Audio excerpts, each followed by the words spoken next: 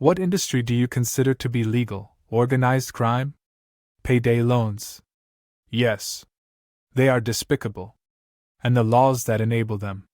Colorado passed a law recently to cap the interest rate on them. 36% is the max rate they can charge now. It's still high, of course, but at least there is a max now. Cable TV companies that have eliminated the competition in an entire town. Many cities have laws that there can't be competition. Originally was sold as a way to get cable companies to build the infrastructure with the promise of a short-term monopoly. Decades later, they still have the monopolies. There's nothing more permanent than a temporary government policy. Ticketmaster. This. I had just bought 2 tickets and paid a service fee. Last minute I couldn't go, and resold back on Ticketmaster, trying to just get what I paid back. Ticketmaster took another 15% from me and from the new buyer. Triple dipped one ticket, it's absurd. Someone posted a screenshot yesterday on Reddit of the fees they were trying to charge on a couple Super Bowl tickets. The tickets themselves came out to like $4,000, and the fees were like $2,500. $2,500 in service fees for tickets. That's some BS. At that point, just be honest and call it a commission fee. Anything based around an MLM. Funny and sad story. Guy that sits at the desk opposite to mine that works for a different company, as we are all contractors.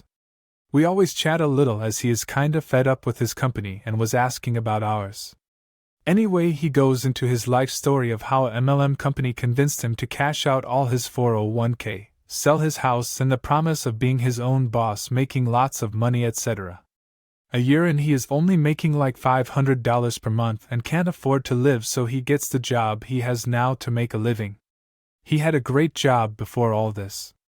Said he now has no retirement, is renting and barely is getting by per month. He is married and has like 3 kids. My entire thoughts during this were, damn, this guy was not only naive but stupid to buy into this garbage. How is it that this MLM convinced him to screw his life over? Made my skin crawl, as I hate MLMs, but this was a first for me. Lobbyists. Yeah, the idea behind lobbying makes sense in theory. Congress members can't be experts on everything. If Congress is all voting on a measure regarding the environment, or gun safety, it makes sense to have people who work in those fields coming to provide their expert advice to Congress so they can make an informed decision. Somewhere along the line it just morphed into legalized bribery. This is what committees are for. And Congress used to pay experts for their insight in areas. It inverted to where interests pay for Congress's attention now. Printer inks. This needs more attention. It's extortion. The newer the printer, the worse they are. Chips that require brand name ink and toner to be used. Refusal to print in black and white until you buy yellow.